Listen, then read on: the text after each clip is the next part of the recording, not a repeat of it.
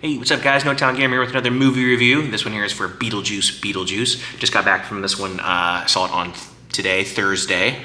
But yeah, I was almost going to see it yesterday. I was almost, because I know there was one showing at my theater, but it actually sold out. So I went to today instead, before it actually comes out on Friday. And it wasn't. I mean, it was a fairly good crowd in there with me, but it wasn't as crowded as I thought it was going to be. But they're also showing like a ton of them today. So thought that was kind of weird. But let's see. Yeah, this has been a while since the first one. Yeah, and let's get into this one.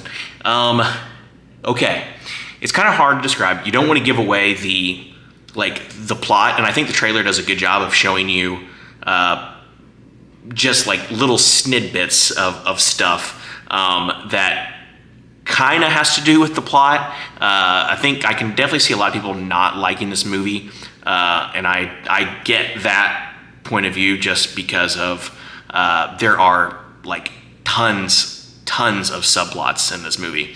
But the main plot, and it does take a while to actually, I didn't have the time, but it does take a while to actually get to the main plot of the movie. And I think the trailer did a good job of not showing the main plot. I think it did a good job of getting around it. So that was good. I think they did a good job with the trailer on that. But yeah, it takes a while to get to the actual plot of the movie, and they have all these, subplots, and when they come together, I mean, they kind of come together in a scene near the end, and I just don't think that they did a good job of putting them all together, and I think that's because there's too many subplots in this movie. So that's my 2 cents on that. So bear in mind, if you do go see this, know that the main plot doesn't actually come about until pretty far into the movie. I'm gonna guess 35 to 40 minutes before it actually comes to fruition, I guess, for you to find out. But this one is directed by Tim Burton, just like he did the first one, thank God. And it definitely has the Tim Burton feel to it. I did like that about this movie. I'm gonna have a little biased opinion on the movie. I'm definitely gonna like it more than I know most people are probably not gonna like this movie. And that's just because I loved the first one, and I like that they don't just reskin the first one. I think that's cool. A lot of these sequels, whatever, nostalgia sequels, it's kind of like just like a reskinning of the movie. And that's what I like about this one, is I don't consider it like that at all. It's got its own little plot, which I think, like I said, does take a while to come up to the forefront, but I did kind of like it. Yeah, it's got the whole Tim Burton feel. I like the art style and everything in the movie. It's kind of like, a good way to describe it is kind of like snidbits of, I wouldn't say skits, but just maybe you could say skits, I don't know, that are all just kind of filmed together. And that's one of the things where I can tell a lot of people are not going to like this movie. And I get it with the subplots, but for me, just like on nostalgia purpose, still got the Tim Burton feel. I really did enjoy that. And one thing that I can definitely say is there's only a few instances of CGI in here, which I thought was phenomenal, because it goes back to the aesthetics of the first one. It's all practical effects, tons of practical effects in the first one. And I think in this one, practical effects again, which I think is cool. I did like that. This one is a little more, I would say a little more gorier, I guess, than the first Beetlejuice, so bear that in mind as well. But I did love the practical effects, and even when they did like the sandworms and stuff, it's CGI, obviously for that, but it's CGI to stop motion essentially, which I think that was pretty cool, which I really did like. And they stuck to the aesthetics, which made the first Beetlejuice, that good. But yeah, it stars Michael Keaton, and obviously he steals the show as Beetlejuice, as he should. I thought he did a fantastic job. I feel like he's definitely in this one more than he is in the first movie, for sure. I think don't really know the percentage of like his screen time in the first one, but it's really not as long as most people think it would be. I mean, he's only in the movie like in a select few certain scenes, and he definitely comes out more in this one, which I did like. I did enjoy that. I thought that was pretty cool, and he steals the show. Obviously, I thought he did a fantastic job with what he had. I think Catherine O'Hara, I think she did a great job as the mom. I thought she did a fantastic job. Kind of like,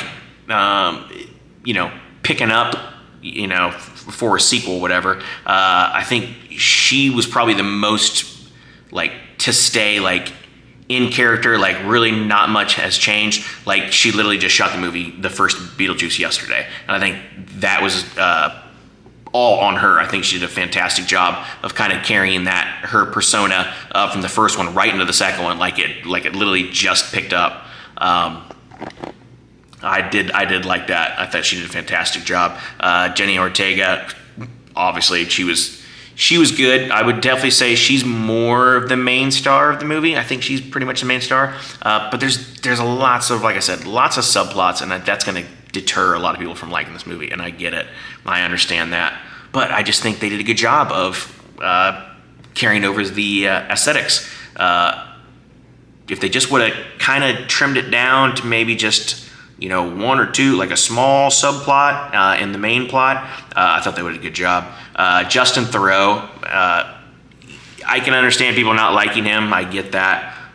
Liking him in this movie. But I think I thought he was pretty funny, but he definitely kind of overstayed his welcome.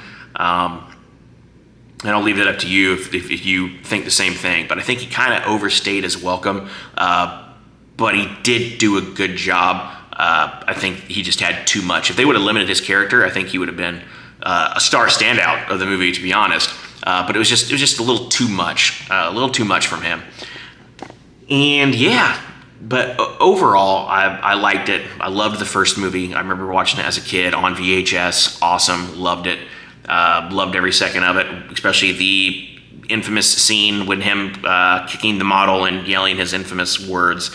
I must have watched that part 100 times as a kid, just rewind, because I thought it was the most funniest thing ever.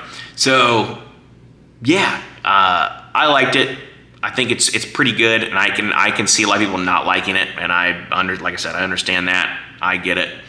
But I still think they did a fairly decent job. I want to make sure I called out everybody, because I'm only getting a few stars here. Monica Bellucci, she was good as well,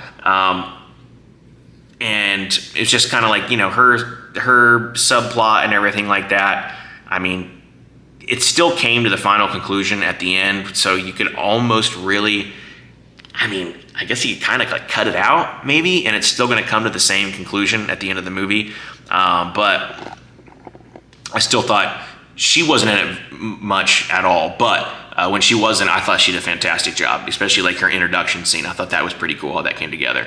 But yeah, I'm pretty sure I mentioned all the lots of people in here. I'm pretty sure that's everybody. Winona Ryder, obviously, she did a good job. I thought she did a great job. I forgot Willem Dafoe is in this as well, and Willem Dafoe, his character, another one where if you didn't include him in the movie, I think the movie would still come to this. It would still come to the same conclusion. Like, you didn't really need him, and that just goes back to like all these subplots that they have. But I still thought he did a pretty good job. Willem Dafoe, it's pretty funny to watch his character. I won't spoil who he is in the movie, but it's pretty funny to watch him play the role, and you could tell he was all about it when he was asked to probably play this role. He was definitely signing up, and he puts his all into it. But we'll leave it at that. Seven overall, and I know a lot of people are probably gonna give it a little lower rating than that, but I still thought it was pretty good.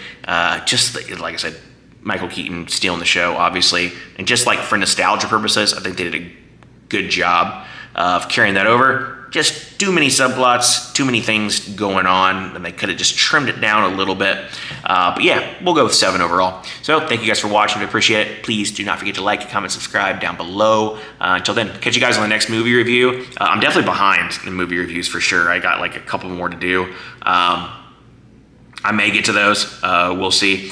Comment down below if you know the movies that I'm talking about that I still haven't done a review for. If you want to see those reviews, please comment down below and I will do those. But other than that, I may probably just hold off on those other ones. But I definitely wanted to get this one out tonight while it's still fresh in my head. Thanks guys for watching. Do appreciate it. Till then, catch you on the next one.